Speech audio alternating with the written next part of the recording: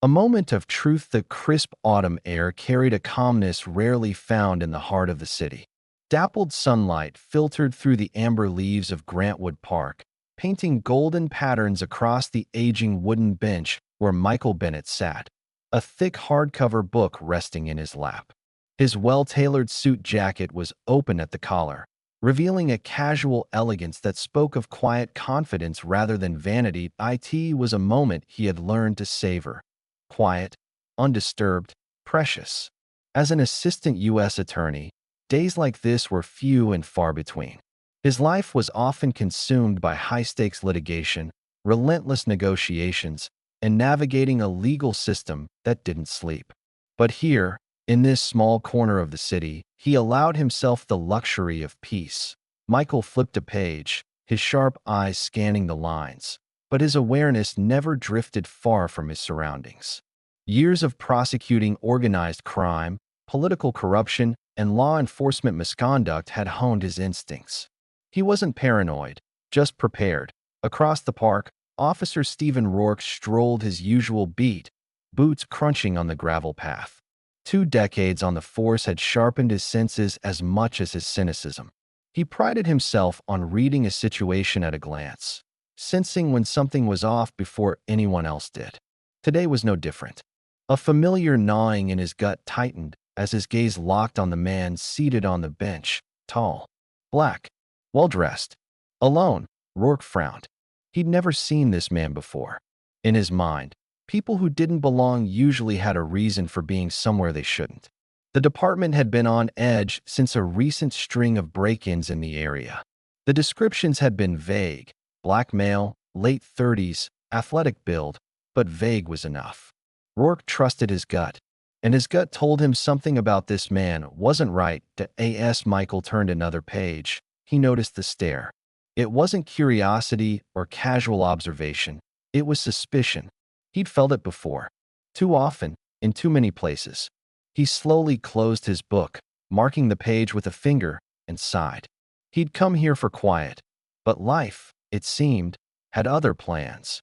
Rourke approached, his boots heavy on the gravel. He stopped in front of the bench and forced a tight, professional smile. "Afternoon," he said. Michael nodded. "Afternoon, officer. What brings you out here today?" Rourke asked, his tone light but his eyes probing. "Enjoying the weather," Michael replied evenly. "And a good book." The silence stretched. Rourke didn't like it. The man was too composed. No nervous fidgeting. No stumbling explanations. It was unsettling. "You live around here?" Rourke pressed. "I've been around," Michael answered, his tone still calm. Rourke's patience thinned. Vague answers usually meant someone was hiding something. His fingers twitched at his side. "I'm going to need to see some ID." Michael's polite smile faded. He'd played this scene out before, in airports, in lobbies, on sidewalks. It was always the same. "Am I under arrest?" he asked, voice steady. Rourke stiffened. "You will be if you don't cooperate," he shot back, hand instinctively hovering near his holster. Michael exhaled slowly, reading the officer's body language with clinical precision. This wasn't going to end with polite conversation. He reached slowly into his jacket pocket, retrieving his wallet and flipping it open to reveal his ID. He handed it over without a word. Rourke snatched the identification, scanning the name, Michael Bennett. It meant nothing to him. "Stand up," he ordered. Michael sighed but complied, rising from the bench with deliberate, controlled movements. "Turn around," Rourke barked, pulling the cuffs from his belt. The steel clicked shut around Michael's wrists. He said nothing, his expression unreadable. Inside, however, was a familiar weight, an exhaustion that came from knowing, no matter how high he'd risen, no matter how many cases he'd won, some people would always see him as a suspect first. Rourke led him toward the patrol car, oblivious to the implications of what he'd just done. Inside the cruiser, Michael stared out the window as the park blurred past. The cold cuffs bit into his wrists, but he paid them little mind. His thoughts were already moving ahead, calculating the fallout that would soon descend on Officer Stephen Rourke's world. As they drove, Rourke kept glancing at Michael through the rearview mirror. There was no panic in the man's face. No desperate pleas. No angry outbursts. Just calm. That wasn't normal. That wasn't right. You got something to say back there? Rourke asked sharply. Michael slowly turned his head, meeting the officer's gaze through the mirror. His eyes were cool, measured. Not much, he said smoothly. But I imagine you will soon. Rourke's stomach twisted. He scowled, focusing on the road. You fit the description of a suspect, he muttered. What suspect? Michael asked. We'll talk about it at the station. Rourke snapped. Michael tilted his head slightly, studying the officer. You don't know who I am yet, do you? Rourke gritted his teeth. Doesn't matter. Oh, Michael replied, his tone almost amused. It will. The precinct loomed ahead. Rourke's radio crackled. Rourke, come in, came the voice of Desk Sergeant Rick Alvarez. Go ahead, Rourke replied. We ran your guy's ID, Alvarez said after a pause. Captain Monroe wants to see you immediately when you get here. Rourke frowned. What's going on? A longer pause. You should just get here, Alvarez said before cutting off. Rourke's hands tightened on the wheel. He glanced back at Michael Bennett, who now wore a faint, knowing smile. That by the time they pulled into the station, Rourke's gut was in knots. He climbed out, opened the door, and helped Michael out. The man moved smoothly, confidently, despite the cuffs. Inside, heads turned. Conversations halted. Rourke could feel the shift in the air. Officers glanced at him, then at Bennett. Whispers buzzed.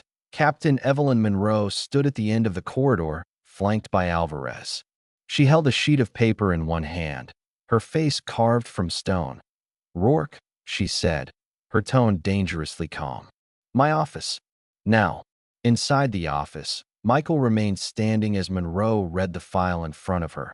Officer Rourke, she said finally. Do you have any idea who this man is? Rourke swallowed hard. She cut him off, sliding the sheet across the desk. Michael Bennett, Assistant U.S. Attorney, Federal Prosecutor, specializes in law enforcement misconduct cases. The color drained from Rourke's face. He had just arrested one of the most powerful prosecutors in the state. For sitting on a park bench, Monroe's eyes bored into him. You handcuffed one of our top federal prosecutors. With no cause. And from what I've seen on your body cam, this is indefensible. Michael spoke then, his voice quiet but cutting. This is going to be interesting. Rourke's world spun. It only got worse from there. The fallout. Captain Monroe ordered Rourke to sit. Across from him, Michael Bennett remained a picture of composure, his cuffs now removed. Rourke's heart pounded in his chest as Monroe reviewed his actions in cold, clinical detail. This isn't a mistake, Monroe said. This is a systemic issue. And you, Officer Rourke, are now the face of it. Rourke tried to defend himself, but every word rang hollow. I was just doing my job, he insisted. No, Monroe snapped. You were profiling.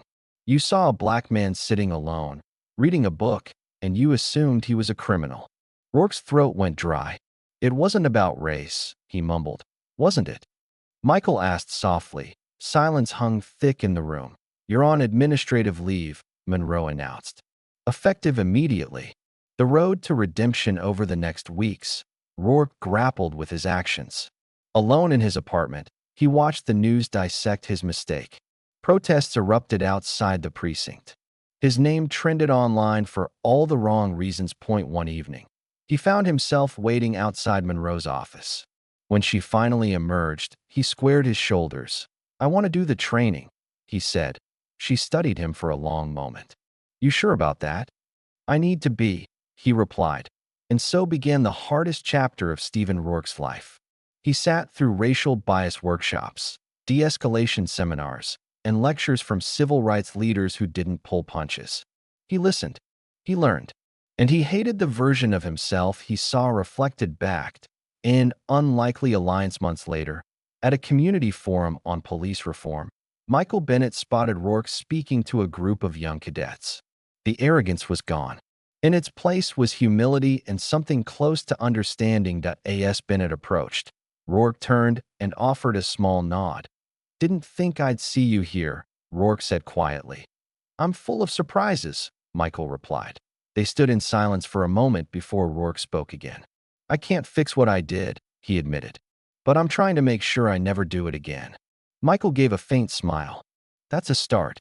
The beginning of change. Stephen Rourke never fully escaped the shadow of his mistake. But he worked. He taught. He confronted his own biases daily. And slowly, the community began to see the difference.